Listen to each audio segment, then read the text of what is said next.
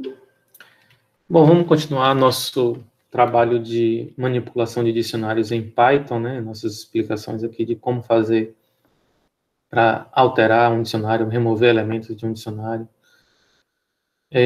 Já que já vimos, né, como criar um dicionário e inicializá-lo e acessar seus elementos, né? Vamos lá, vamos em frente. Na verdade, já fizemos isso, né? Eu só queria chamar a atenção aqui da diferença de um dicionário para uma lista, né?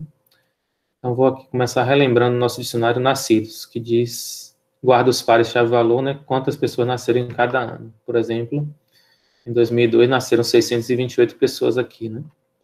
Então, a gente tem 4 pares chave-valor aqui, de 99 a 2002.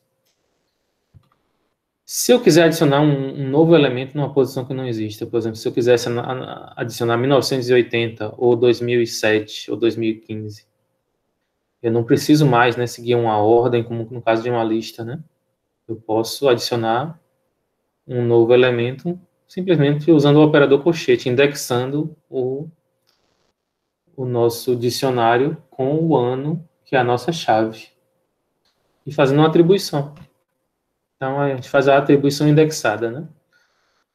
Então, se ele não existia antes, ele vai passar a existir. Então, por exemplo, se eu fizer aqui, nascido 2005 igual a 300, eu estou dizendo que 300 pessoas nasceram no ano de 2005, naquela localidade aqui que a gente está tratando nessa variável, e automaticamente esse dicionário mudou. Se você fizer o print agora do dicionário, né, que tinha 4 pares, agora ele vai ter 5 pares chave-valor.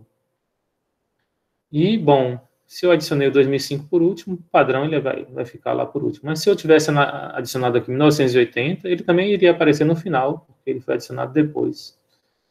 Ou seja, não existe uma ordem pré-definida, né, para guardar os valores no dicionário relacionado à chave, né? Simplesmente os valores são guardados, né, e são acessados de maneira fácil, né? Como eu disse, que está envolvido, né, para guardar e acessar esses valores, está envolvido uma função matemática chamada função hash, que opera sobre a chave que você passa para o dicionário e acha facilmente o seu valor do dicionário, né, associado àquela chave. Esse é um outro detalhe, não interessa tanto para a gente. O que interessa mais para a gente aqui é como faz para adicionar um novo par. É simples, é só colocar o nome do dicionário, o nome da chave entre colchetes e a atribuição igual a o valor que você quer guardar do seu par. Já para remover, é um pouquinho diferente, né? Bom, se eu tenho que remover elementos, eu não vou ter mais um índice como no caso de uma lista. Ah, sim, desculpa, eu esqueci de falar da diferença, né, do adicionar elementos num dicionário de adicionar elementos numa lista. Lembra lá que numa lista a gente sempre adicionava o elemento ou com append ou com insert?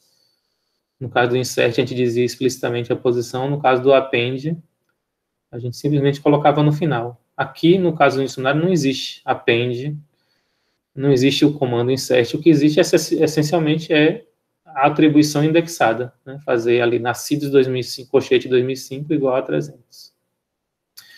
Com essa diferença, né, esclarecida, né, e a diferença entre essas duas estruturas, agora a gente entende melhor, né, então, como funciona um dicionário. Vamos remover pares chave-valor do dicionário. Então, claro que quando a gente remove um elemento no dicionário, né, a gente remove o par inteiro. Mas a maneira mais simples de remover esse elemento é simplesmente dizer a sua chave, né, e passar para um comando de remoção. A gente vai ver como faz isso aqui. Então, vamos retomar o nosso dicionário nascidos. Hoje ele tem 4 elementos, 99, 2000, 2001, 2002, os valores associados aí de habitantes para cada um dos anos, né, nasceram naquele ano.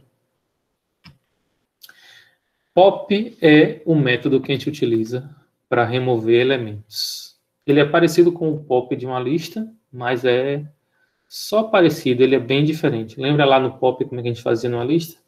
Se eu dissesse numa lista que tem 10 elementos, se eu dissesse pop 3, ele tira o elemento na posição 3. Se eu dissesse pop, ele tira o último. Aqui, no caso do dicionário, eu tenho que passar como parâmetro para o meu pop, eu tenho que dizer qual a chave que eu quero tirar.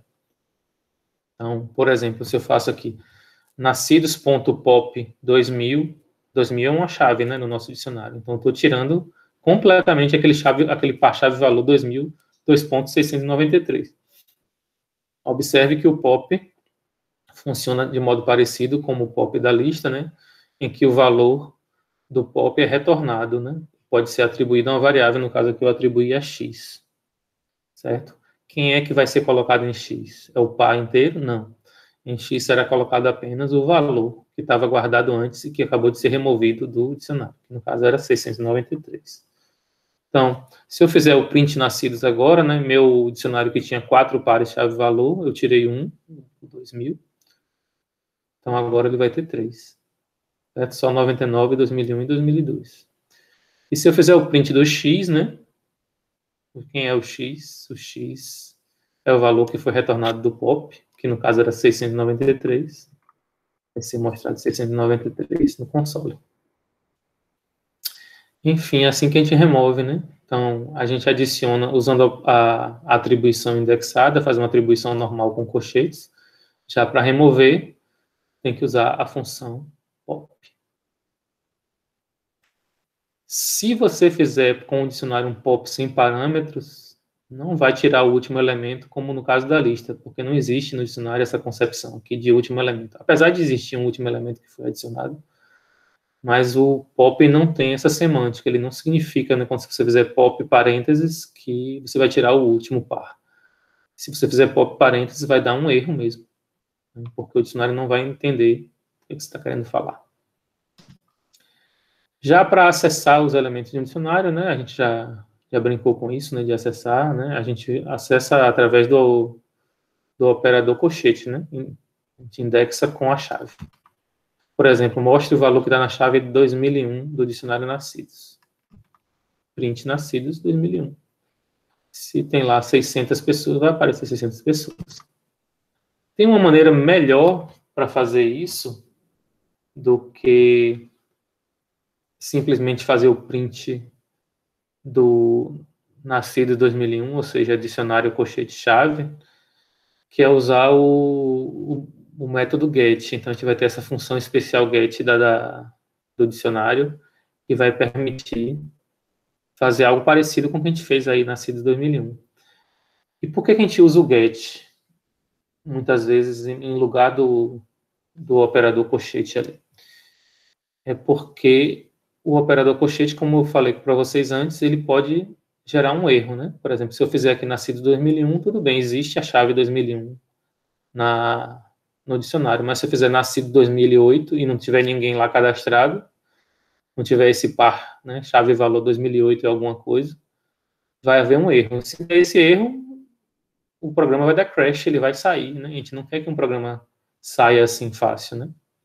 Então, para evitar que o programa saia quando não houver aquela chave no dicionário, então a gente utiliza o get. E o get, bom, se tiver algo, ele vai retornar simplesmente o que estava lá, né? Como o Nascido 2001 faz. Se não tiver, ele vai retornar um valor especial, nônia. Certo? Então, se existe no 2001, ele retorna esse valor do mesmo jeito que o colchete. Olha só a diferença, então, são dois comandos que fazem a mesma coisa lá. Um a gente usou nascidos, colchete 2001, aqui a gente usou nascidos.get, entre parênteses, né, como parâmetro da função get, a chave 2001. Então, como eu disse, né, o get tem essa vantagem de não gerar erro quando não houver aquela chave no dicionário, quando aquela chave não estiver armazenada no dicionário. Nessa hora, o get retornaria none, e o print aí faria o print do none, né? Tem outras formas que a gente pode fazer, a gente pode trabalhar também como a gente trabalhou com listas, usando operações, né, dentro do colchete, né? Só que isso só faz sentido, isso é raro, né, de fazer sentido, né? Por exemplo, lá no caso das ações, não faz sentido algum, porque lá as ações são strings, então não vou fazer soma de strings. No caso de CPF, talvez é uma coisa que também não faça tanto sentido, né? Porque o que tem a ver encontrar o CPF dois números após o seu? Não vai fazer sentido nenhum, né? Agora, pode ser que numa turma, por exemplo, se eu usar como chave, né, o número da pessoa na lista,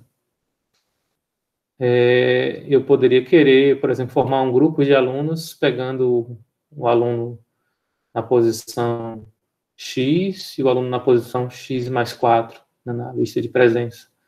Então, nesse sentido aí, eu poderia realmente ter um dicionário e trabalhar com chaves numéricas e fazer operações sobre chaves numéricas. Mas é muito mais raro, né? O que é muito mais comum é isso que vocês estão vendo ali, fazer o Nascidos Colchete 2001, ou então, ainda melhor, fazer o nascidos.get 2001. Isso, então, permite a gente acessar os elementos do nosso dicionário.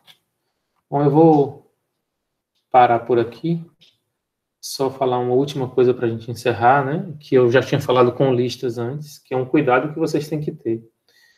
Vocês estão colocando valores na memória num dicionário do mesmo jeito que vocês colocaram valores na memória numa lista. E esses valores podem ser muitos, né? Por exemplo, você pode colocar 100, 200 valores na memória, o que sua memória do seu computador suporta, você vai colocando valores.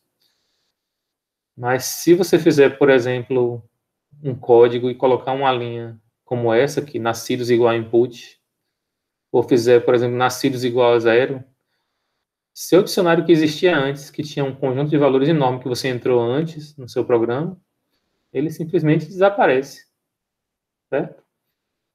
Então, no caso aqui do input, ele vai simplesmente guardar uma string. Tudo que você tinha antes foi jogado no lixo. Você simplesmente desperdiçou aquilo, certo? Então, tenham bastante cuidado ao fazer atribuições para dicionários, certo?